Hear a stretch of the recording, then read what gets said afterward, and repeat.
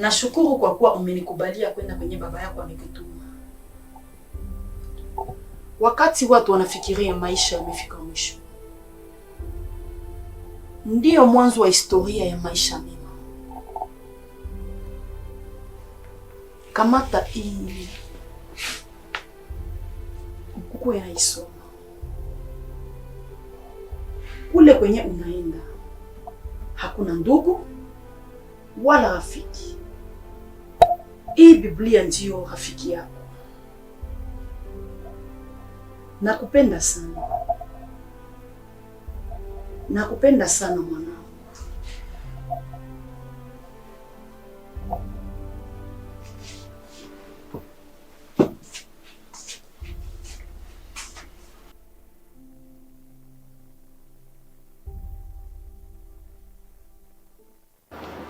Rafiki yangu, mimi naona unaniita haraka haraka na hujawahi kuniita kisi uliniita kwa telefoni. Kuko problem ya Pete Jogojela anakufa. Nini limu? Ule pete anafika mjana swari, anatuambia baba njiwa ananipiga kule nje. Na hivi niwasikia mbaya. Tukamwambia wasikia hudumia si hapana, kichwa tu njoko naumiza. Pete jana akasema mimi napumzika. Tukamwambia utakula, akakatala hata kula. So kwambia basi mwacha pumziki. Inafika asubuhi, Fisto anaenda mulamusha. Jua anazoea lamuka ke ma 7h. Ina 7h30 mtu alamuka kwenda mulamusha. Bana kutana na kufanya sio pete anaanza lalamika kule. Sigira kio angalie ule pete anakufa. Kufika mule na mimi na kutana pete kabisa na nyoroka mule.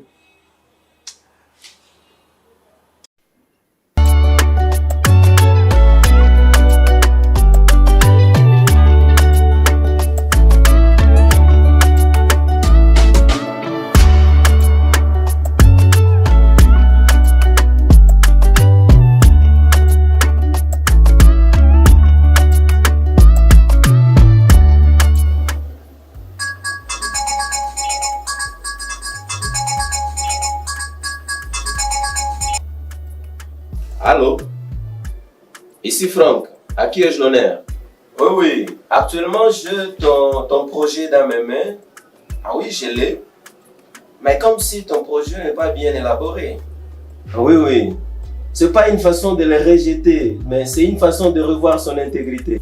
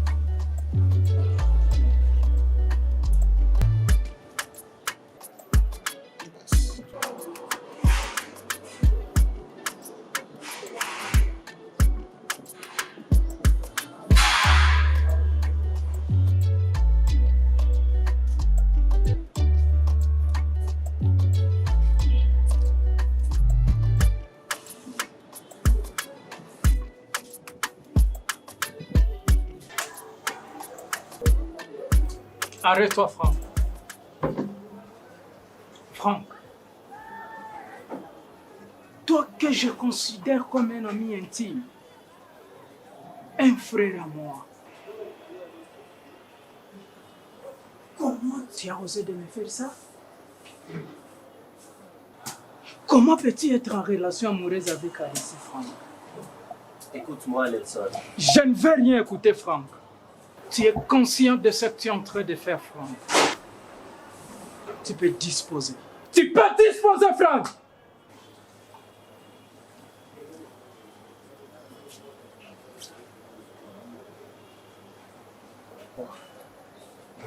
Toi, Franck.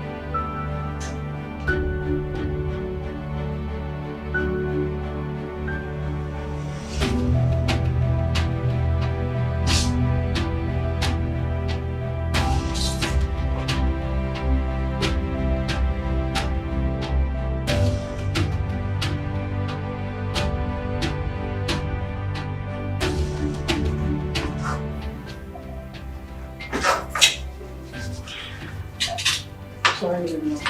Oh, quelle somme. Comment vous allez? Très bien. Soyez les bienvenus. Mais comme si tu n'es pas de bonne humeur. Non, Ne me dis pas que tu t'es encore lancé dans un voyage de réflexion concernant la mort de ton père. Non, t'inquiète pas. Je réfléchis juste à une lettre que nous pouvons envoyer au ministre de l'enseignement primaire, secondaire et à la nouvelle citoyenneté. Une lettre? Ouais. Est-ce qu'une lettre pourrait changer ton humeur?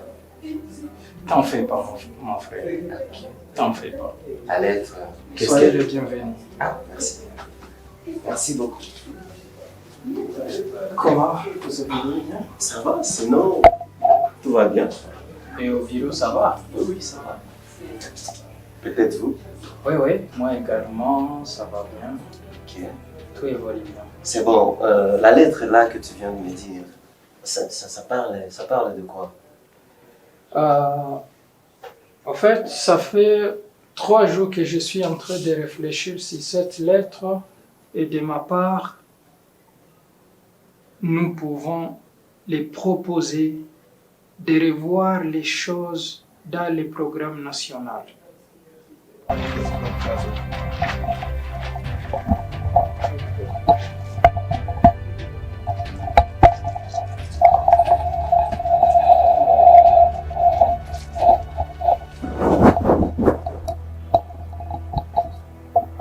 Arisi, jua kiwa napenda cheza na maisha yako. Kwa maisha yako yote ni maisha kupatia kila upendi siki. Ni maisha yako ndio kuatia anje dadangu. Nisha kwambia bakiana maisha yako na bakiana maisha yangu. Hapana sema vile dadangu, huko lipasa yangu. Maisha yako kiharibika. Mimi naona kisi yangu ndio naharibika. Kama ukikuwa na erreur na kisi mimi ndio nikuwa na erreur. C'est d'ajouter les cours des droits de l'homme et les cours de l'armée à l'humanité. Alors, je ne sais pas de ton côté comment tu trouves mon idée. En fait, c'est une très bonne idée. Une très bonne idée. Si ça peut te soulager, on peut le faire même demain. Ouais, sans problème. Merci beaucoup.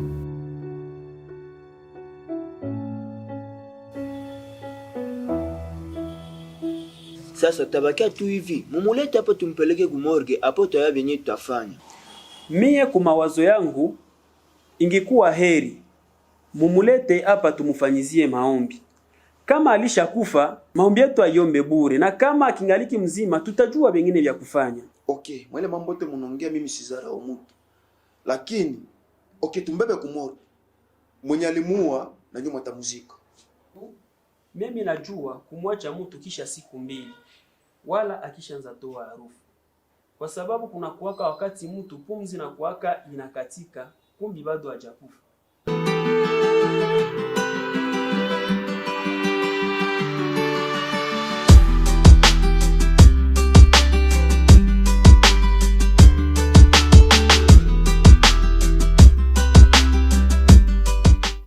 Tu fais quoi? Tu poses la question parce que tu ne veux pas.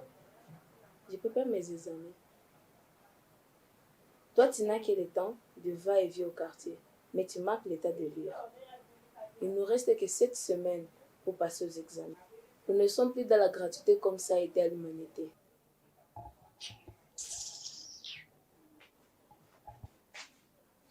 Qui est au grand salon? Je suis seule, mais je te promets que le soir, je vais dire à maman. Mama, sijana nikaona Roma. Niko na bulone. Jana nikaona vile mwana ananiambia aseme njoo vile nibebe kudwani. Kashimama nikatia vie, kaena avieti mga. Pale nikapata coup de telefone, mwanangu akanita, akambia wa huko wapi? Mbona niko na location na kubrancher hapo? Nikamwambia vie, niko na vene. Mais ni pasante dans 2 minutes. Niko na kila niko na mkimbizia ku frontiere, niko na kia tu sai. Pamoja na via kwa makali mugari. Karibu jana nimalizie mule moshe. Peti yanyo uko nanibeba ku frontiere na nikwambia nyo unibebe kudwani. Nikamwambia mzee sikia sasa. Mbona frontiere yanyo tu dwani? Jaga kwa makali mule karibu wake jana vya nimalizie. Jana wake nikishangala moshe. Ewa njoo vilivitulia jana jari.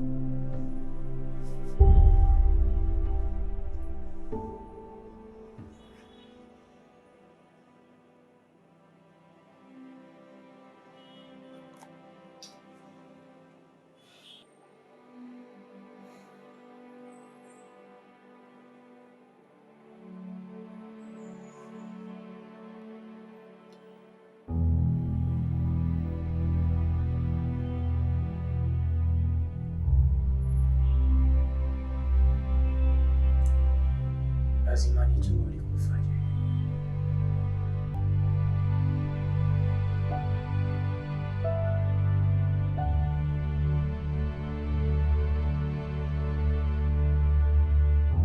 Que ferais-je pour les changements selon vous après avoir fréquenté la faculté des droits?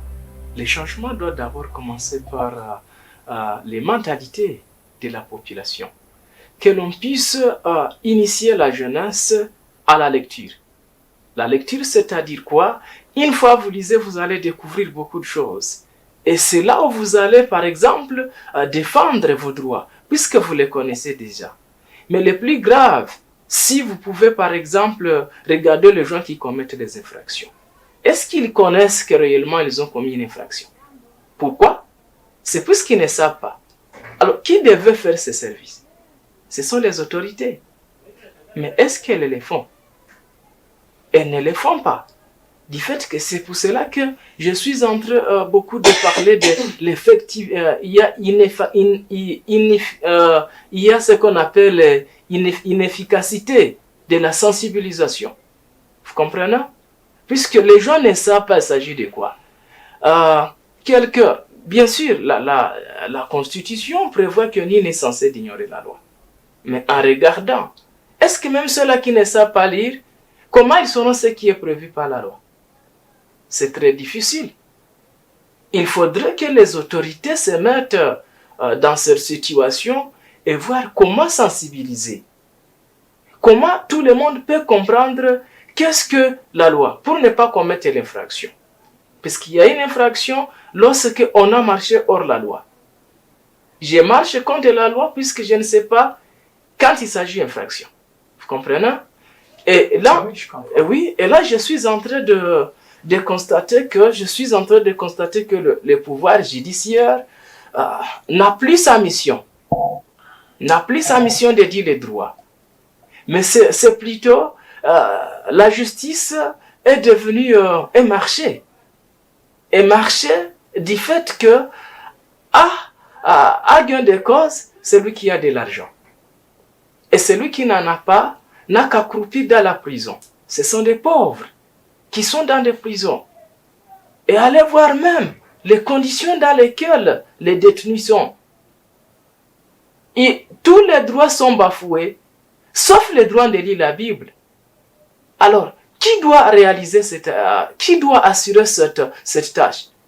Ce sont des autorités. Cela s'explique par le fait que la corruption, mon frère, aveugle l'esprit.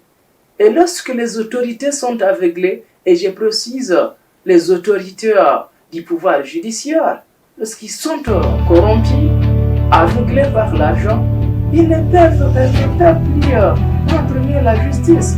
C'est que nous demandons aux autorités de pouvoir considérer tout le monde au même pied, au lieu de favoriser seulement les riches et ignorer les droits des pauvres. En réalité, les droits des détenus sont effectivement violés. Vous pouvez même vous demander, et c'est très grave, dans notre pays, les cachons qui sont ici, si vous y arrivez, vous allez constater que les détenus souffrent.